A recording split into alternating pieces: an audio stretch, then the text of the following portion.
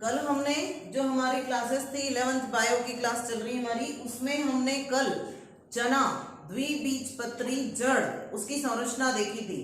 ठीक है, द्विबीजपत्री जड़ की संरचना का अध्ययन किया।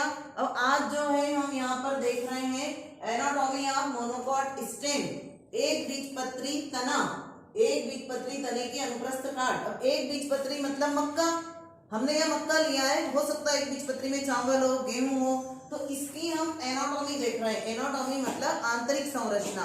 अब मैंने आपको बताया था कि कोई भी तना लें और यदि हम उसका ऐसे सेक्शंस काटते हैं तो वो सेक्शन उसका होता है कौन सा सेक्शन? अनुप्रस्थ काट। कौन सी काट होती है?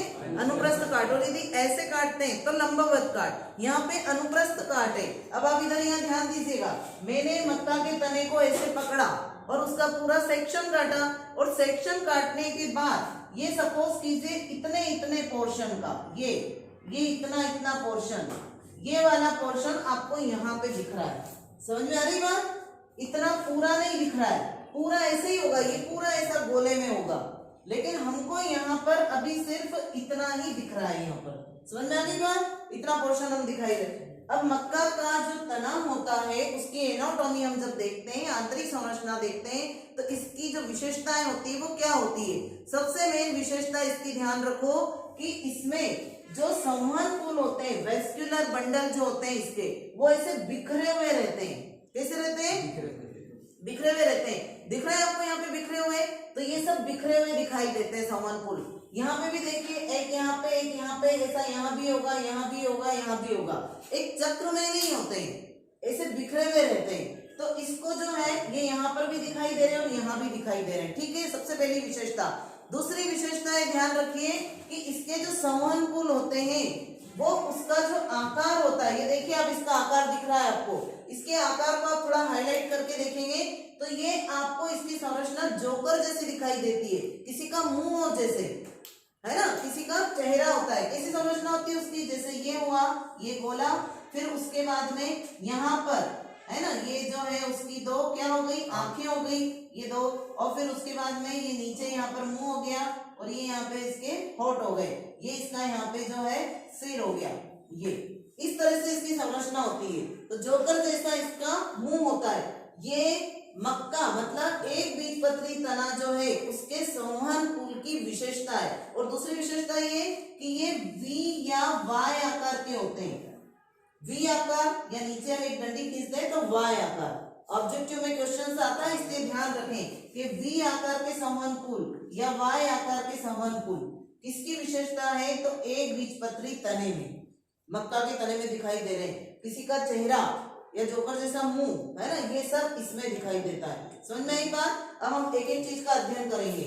सबसे पहले उसमें भी मैंने कल आपको जो चने की आंतरिक संरचना बताई थी, द्विबीजपत्री जड़ की देखी थी हमने, उसमें भी आपको क्रम बताया था, एपिडर्मिस, हाइपोडर्मिस, जो जो उसमें होते हैं। अब इसमें आप देखिए, एपिडर्मिस, हाइपोडर्मिस, ग्राउंड टिश्यू जिसको हम भरण ऊतक कहते हैं, वेस्क्यूलर बंडल जिसको हिंदी में संवहन पुल कहते हैं, है ना, और पीठ इसमें अनुपस्थित होता है। अब एक एक सबसे पहले बात करेंगे हम। एपिडर्मिस, एक स्तरीय लेयर होती है एपिडर्मिस की, ये एक स्तरीय लेयर, इसके ऊपर क्यूटिकल की लेयर होती है। तना, तने की जो छाल होती है वो क्यूटिकल से ही बनती है, तो तने की छाल मतलब क्यूटिकल।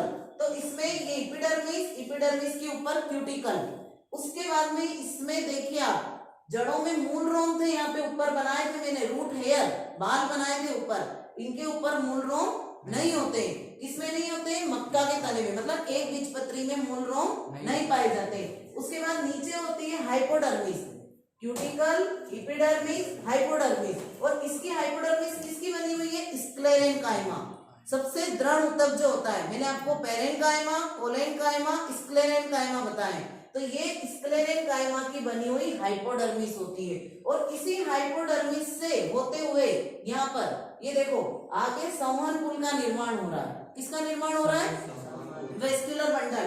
संवहन पुल मतलब जो जाइलम फ्लोएम कैम्बियम से बने हुए हैं। अब यहाँ कैम्बियम नहीं होता है, यहाँ जाइलम और फ्लोएम ही होते हैं। तो ये संवहन पुल बना, और ये पूरा जो है इसका ये कहलाता है भरण ऊतक। यहाँ कॉर्टेक्स की जगह भरण ऊतक होता है जो इसको पूरा फिल करता है, तो ये पूरा भरता है, तो ये भरण ऊतक है, ये संवहन पुल है। अब इसमें क्या होता है? केंद्र में बड़े संवहन पुल होते हैं। केंद्र में कैसे होते हैं? बड़े, और जो परिधि की ओर होते हैं वो छोटे होते हैं। तो यहाँ ये मैंने एक बनाया, इसका मतलब एक नहीं, यहाँ पे यहाँ भी होगा, यहाँ भी होगा, यहाँ भी होगा, थोड़ी थोड़ी दूरी पर सब तरफ ऐसे पूरे बिखरे रहते हैं। पर मैंने आपको समझाने के लिए एक ऊपर बनाया, और ये इसी स्क्लेरेंकाइमस टिश्यू से होते हुए बनेगा। समझ में आई ना बात? तो ये बना। अब इसमें आप देखिए इस संवहनपुल में ऊपर है, यहाँ पर ये क्या है, ये फ्लोएम क्या पाया जाता है, जो फूड मटेरियल का संवहन करता है। ये जाइलम, अब जाइलम में मेटाजाइलम और प्रोटोजाइलम। मेटा मतलब कल बताया था, मेटा मतलब छोटा या बड़ा, मोटा, बेटा मतलब मोटा, मोटा भाई बताया था ना, बेटा मतलब मोटा भाई, मोटा मतलब बड़ा, तो ये बड़ा, इसको थोड़ा बड़ा बनाना है। प्रोटो मतलब छोटा, और प्रोटोजाइलम के नीचे यहाँ पर इसकी एक विशेषता होती है, इसमें गुहा पाई जाती है, केविटी, जिसको कहते हैं लाइजीनियस केविटी। ये केविटी, इसकी कुछ कोशिकाएं जो होती है प्रोटोजाइलम की धीरे धीरे नष्ट होती जाती है और एक गुहा बन जाती है, उसको कहते हैं लाइजीनियस केविटी। तो ये भी ध्यान रखें। उसके अलावा इसमें पीठ नहीं पाया जाता, पीठ अब्सेंट होता है ना। अब इसके संवहनपुल जो होते हैं वो कैसे होते हैं, तो संयुक्त होते हैं। कैसे होते हैं? संयुक्त होते हैं, बंद होते हैं और कोलेट्रल होते हैं। आपको मैं संवहनपुल के प्रकार समझा चुकी हूँ। जिस स्टूडेंट्स ने नहीं देखा है वो इसके पहले की वीडियो देखें संवहनपुल के प्रकार, तो उसमें बताया है कि संयुक्त मतलब क्या होता है और बंद मतलब क्या होता है। बंद मतलब जिसके बीच में कैम्बियम नहीं होती है उसको बंद कहते हैं, है ना, और जिसके बीच में कैम्बियम होती है उसको खुला। तो ये बंद प्रकार का है। तो कोलेट्रल होते हैं, संयुक्त होते हैं और बंद होते हैं। ये जो है इसके संवहनपुल का प्रकार है। अब आप इसको इसमें देखिए और कंपैरिजन भी कीजिएगा, है ना। ये तो हो गया मक्का का तना, इसकी विशेषता मैंने बता दी आपको 3-4। अब आप मक्का के तने की इसमें भी देखिए, आप इस मक्का के तने की संरचना में ये देखिए आप, ऊपर एपिडर्मिस है ना, फिर उसके बाद में ये स्क्लेरेंकाइमा की बनी हुई हाइपोडर्मिस, ये पूरा इसका जो है भरण ऊतक जिसको हम कहते हैं ग्राउंड टिश्यू, ये ग्राउंड टिश्यू, और ग्राउंड टिश्यू के अंदर 1 2 3 4 5 इन्होंने क्या बताए हुए हैं, ग्राउंड टिश्यू के अंदर वेस्क्यूलर बंडल। अब इसके जो वेस्क्यूलर बंडल हैं ये देखो केंद्र में कैसे हैं, बड़े, और परिधि की ओर कैसे हैं, यहाँ पे छोटे। और ये जो वेस्क्यूलर बंडल है इसमें ये बड़ा वाला जो है ये मेटाजाइलम, छोटा वाला है वो प्रोटोजाइलम, और नीचे जो है वो लाइजीनियस गुहा, और इसमें पीठ अब्सेंट होता है, मेडिलियोरी रेस भी नहीं पाई जाती। तो ये इसकी संरचना। और यहाँ देखो ऊपर मूल रोम नहीं है, इसमें रूट हेयर नहीं है। अब इसी के पास में आप ये देखिए, ठीक है ना, ये तो हो गया एक बीजपत्री। और अब आप देखेंगे यहाँ पर द्विबीजपत्री। अब आप द्विबीजपत्री में देखिए, इसमें देखिए द्विबीजपत्री तना मतलब सूरजमुखी का। इस सूरजमुखी में आप देखिए, इसमें तुलनात्मक इसलिए बता रही हूँ क्योंकि अंतर आएगा, तो अंतर लिखते समय ध्यान रखें। एक बीजपत्री तने में रूट हेयर नहीं होते हैं, इसमें रूट हेयर होते हैं जो बहुकोशिकीय होते हैं। इसमें यहाँ पर एपिडर्मिस, यहाँ पे भी एपिडर्मिस होती है, क्यूटिकल होती है, यहाँ होती है। इसमें जो हाइपोडर्मिस होती है वो स्क्लेरेंकाइमा की बनी है, किसकी बनी है, और इसमें हाइपोडर्मिस कोलेनकाइमा की बनी है, किसकी बनी है, कोलेनकाइमा की। इसमें यहाँ पे रेजिन डक्ट होती है जो तेल का स्त्राव करती है, इसमें रेजिन डक्ट नहीं होती है। फिर इसमें यहाँ पर एंडोडर्मिस के बाद में पेरिसाइकल होती है, एंडोडर्मिस फिर पेरिसाइकल, है ना। इसमें हमने आपको बताया था कि ऐसा एंडोडर्मिस पेरिसाइकल ये नहीं होता है, इसमें इसमें और इसमें देखो ये एंडोडर्मिस पेरिसाइकल क्यों है, क्योंकि इसके संवहनपुल ऐसे होंगे। देखो जो द्विबीजपत्री है ना उसके संवहनपुल ये पूरा ऐसा गोले में, और फिर ये एंडोडर्मिस भी होगी, फिर उसके बाद में यहाँ पेरिसाइकल भी होगी, और फिर जो जाइलम फ्लोएम होंगे, ये जाइलम फ्लोएम जो होंगे इस तरह से बीच में कैम्बियम, इधर जाइलम और इधर यहाँ पे फ्लोएम और बीच में कैम्बियम, फिर उसके बाद में ये जाइलम, ये फ्लोएम और ये बीच में कैम्बियम। तो पूरा एक सर्कल बनेगा जाइलम फ्लोएम के बीच में। तो कैसा सर्कल बनता है जाइलम फ्लोएम के बीच में, ये देखो ये हो गई एंडोडर्मिस पेरिसाइकल, ये पूरा पेरिसाइकल है ग्रीन वाला जो दिख रहा है आपको, एंडोडर्मिस के बाद ये पूरा पेरिसाइकल, और ये यहाँ पे फ्लोएम, और ये नीचे जाइलम, और फ्लोएम और जाइलम के बीच में ये कैम्बियम।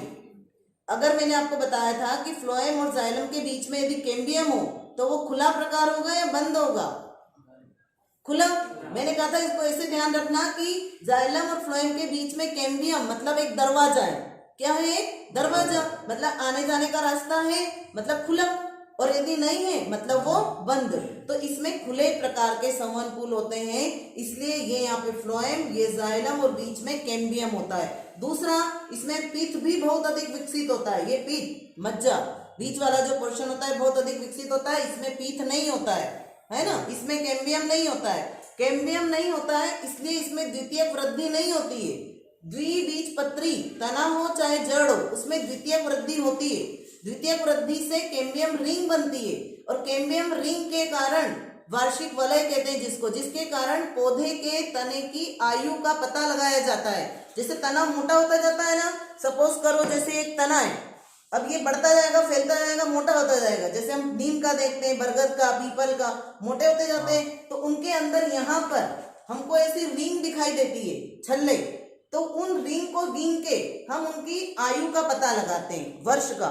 और वो आयु कहाँ से कैसे पता चलती है? कैम्बियम रिंग को गिनने के बाद। और वो बनती कैसे कैम्बियम रिंग? तो द्विबीजपत्री जितने भी होते हैं, द्वि से ध्यान रखें, द्विबीजपत्री में द्वितीयक वृद्धि होती है, सेकेंडरी ग्रोथ, और उसके बाद वार्षिक वलय बनती है। हर साल एक वार्षिक वलय बनती रिंग, तो उससे उसकी उम्र पता चलती है। तो एक बीजपत्री में वार्षिक वलय का निर्माण नहीं होता है, द्वितीय वृद्धि होती ही नहीं है, चाहे जड़ हो या तना।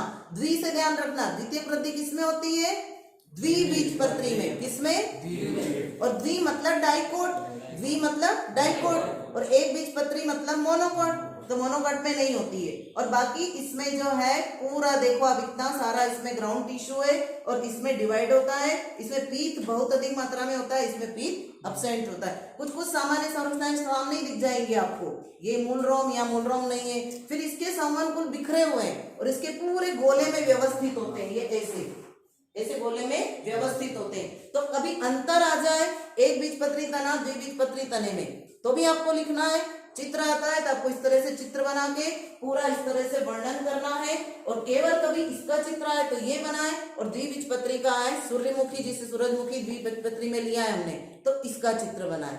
ठीक है ना। ये आपके अभी के लिए भी, आगे के एग्जाम्स के लिए भी बहुत ही इंपॉर्टेंट है। ओके।